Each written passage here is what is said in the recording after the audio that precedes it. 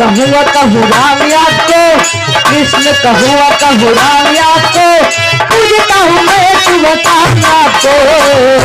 अरे मेरे साथ मुलायम, देश के साथ मुलायम, स्वागत है भैया अखिलेश का। मेरे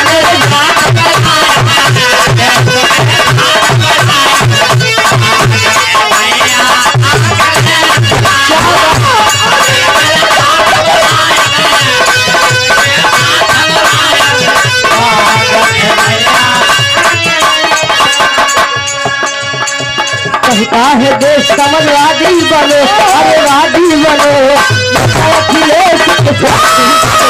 कहता है देश समाजवादी बनो,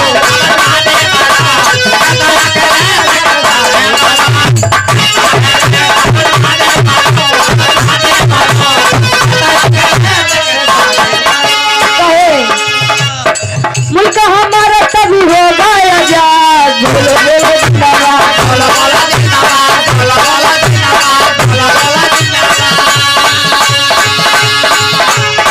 मुल्क हमारा तभी होगा आजाद। बोलो बोलो जिंदाबाद, बोलो बोलो जिंदाबाद, बोलो बोलो जिंदाबाद, बोलो बोलो जिंदाबाद।